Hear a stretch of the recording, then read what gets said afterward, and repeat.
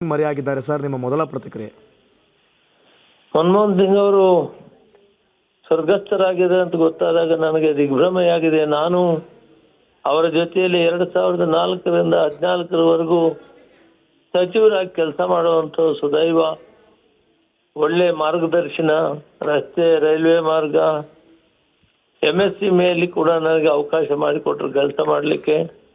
ಅತ್ಯುತ್ತಮವಾದ ಅಭಿವೃದ್ಧಿ ಕೆಲಸ ಮಾಡಲಿಕ್ಕೆ ನನಗೆ ಅವಕಾಶ ಮಾಡಿಕೊಟ್ರು.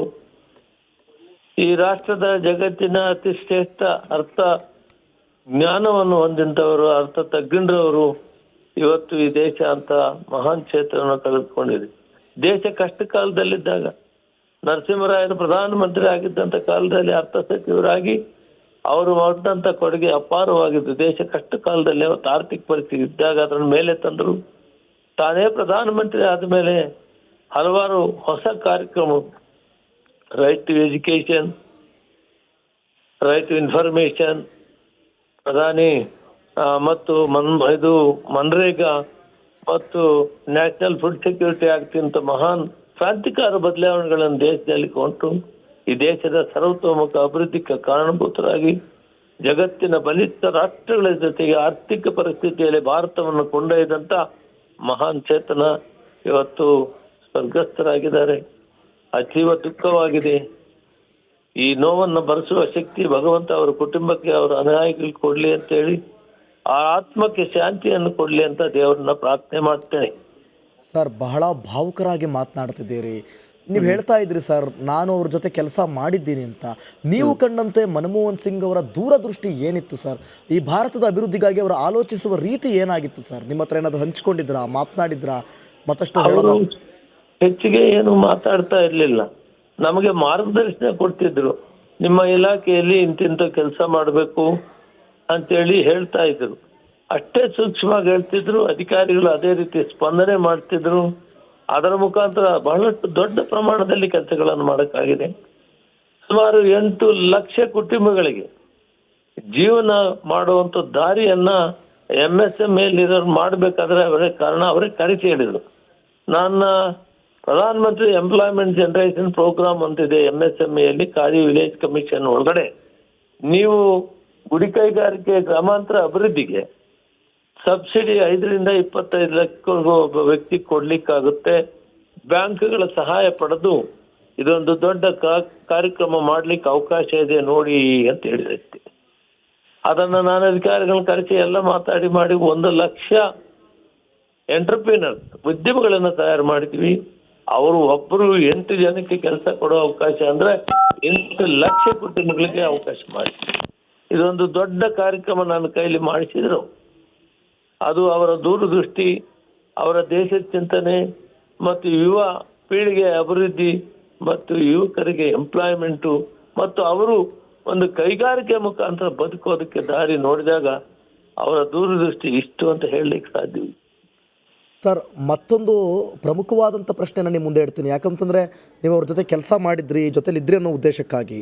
ಮೊದಲ ಬಾರಿ ಅವರು ಪ್ರಮಾಣ ವಚನ ಸ್ವೀಕರಿಸಿದಂಥ ಸಂದರ್ಭದಲ್ಲಿ ಅವರು ಜನಪ್ರಿಯ ಚುನಾವಣೆಗಳಲ್ಲಿ ಗೆದ್ದಿಲ್ಲ ಅಂತಂದರೂ ಕೂಡ ಭಾರೀ ಜನಪ್ರಿಯತೆಯನ್ನು ಹೊಂದಿದ್ರು. ಜೊತೆಗೆ ಭ್ರಷ್ಟಾಚಾರದ ಕಳಂಕವೂ ಕೂಡ ಅವ್ರ ಮೇಲೆ ಇರಲಿಲ್ಲ. ಶುದ್ಧ ರಾಜಕಾರಣಿಯಾಗಿದ್ದರು.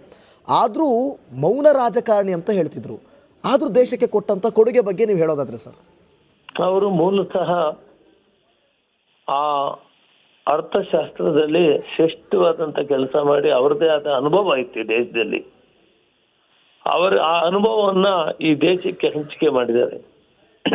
ಅವರು ಬಹಳ ನಿಧಾನ ಸ್ವಭಾವ, ಶಾಂತಿ, ಸರಳ, ಸಜ್ಜನಿಕೆ ಇವೆಲ್ಲವನ್ನು ಮೈಗೂಡಿಸ್ಕೊಂಡಿದ್ರು.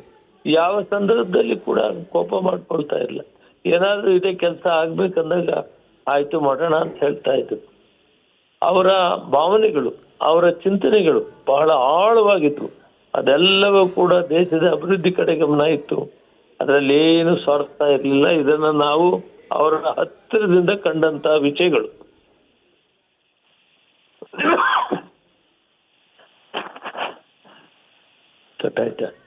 Hello, okay, thank you sir, republic Kannada ಜೊತೆ ಮಾತನಾಡೋದಕ್ಕಾಗಿ.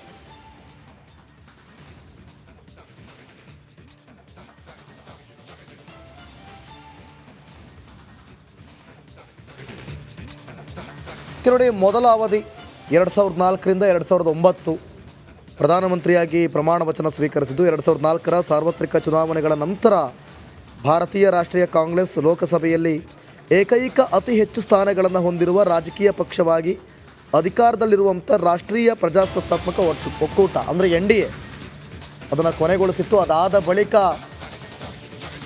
ಪ್ರಧಾನಿಯಾಗಿದ್ದು ಮನಮೋಹನ್ ಸಿಂಗ್. ನಾಳಿನ ಎಲ್ಲ ಸರ್ಕಾರಿ ಕಾರ್ಯಕ್ರಮಗಳು ಕೂಡ ರದ್ದು. ಮಗದೊಮ್ಮೆ ನಾವು ನಿಮ್ಮ ಮುಂದೆ ಹೇಳ್ತಾ ಇದ್ದೀವಿ, ನಾಳೆ ಬೆಳಗ್ಗೆ 11 ಗಂಟೆಗೆ ತುರ್ತು ಸಂಪುಟ ಸಭೆಯನ್ನು ಕರೆಯಲಾಗಿದೆ.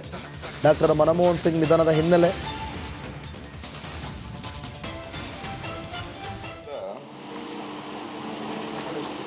ಒಬ್ಬ ದೊಡ್ಡ ಆಸ್ತಿ, ಈ ದೇಶಕ್ಕೆ ಆಸ್ತಿ. ನಮ್ಮ ರಾಷ್ಟ್ರದ ಹಿರಿಯ ನಾಯಕರು, ನಮ್ಮ ನೆಚ್ಚಿನ ಪ್ರಧಾನಮಂತ್ರಿಗಳು, ಕಾಂಗ್ರೆಸ್ ಪಕ್ಷದ ಅಧ್ಯಕ್ಷರಾಗಿ ಸೇವೆಯನ್ನು ಮಾಡಿದಂಥವ್ರನ್ನ ನಾಳೆ ಸರ್ಕಾರ ಈಗಾಗಲೇ ನಾವು ಗೌರವವನ್ನು ಸಲ್ಲಿಸಬೇಕಾಗಿದೆ. ಸರ್ಕಾರ ರಜೆ ಘೋಷಣೆ ಮಾಡಿದೆ.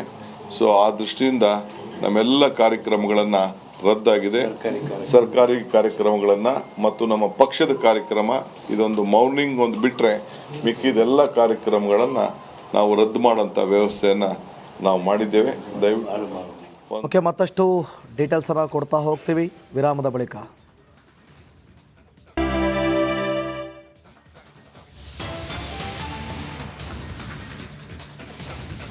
ಡಾಕ್ಟರ್ ಮನಮೋಹನ್ ಸಿಂಗ್ ನಿಧನದ ಹಿನ್ನೆಲೆಯಲ್ಲಿ ಸಾಕಷ್ಟು ಬೆಳವಣಿಗೆಗಳಾಗ್ತಾ ಇದೆ. ನಾಳಿನ ಎಲ್ಲ ಸರ್ಕಾರಿ ಕಾರ್ಯಕ್ರಮಗಳು ಕೂಡ ರದ್ದಾಗಲಿವೆ. ನಾಳೆ ಬೆಳಗ್ಗೆ 11 ಗಂಟೆಗೆ ಮೋದಿ ತುರ್ತು ಸಂಪುಟ ಸಭೆಯನ್ನು ಕರೆದಿದ್ದಾರೆ. ಸಾಕಷ್ಟು ಈ ಬಗ್ಗೆ ಮಾತನಾಡಲಿದ್ದಾರೆ. ರಿಪಬ್ಲಿಕ್ ಕನ್ನಡ ಜೊತೆ ಮಾತನಾಡೋದಕ್ಕೆ ಸಚಿವೆ ಲಕ್ಷ್ಮೀ ಹೆಬ್ಬಾಳ್ಕರ್ ದೂರವಾಣಿ ಸಂಪರ್ಕಕ್ಕೆ ಸಿಗ್ತಿದ್ದಾರೆ. ಮೇಡಮ್ ನಮಸ್ತೆ.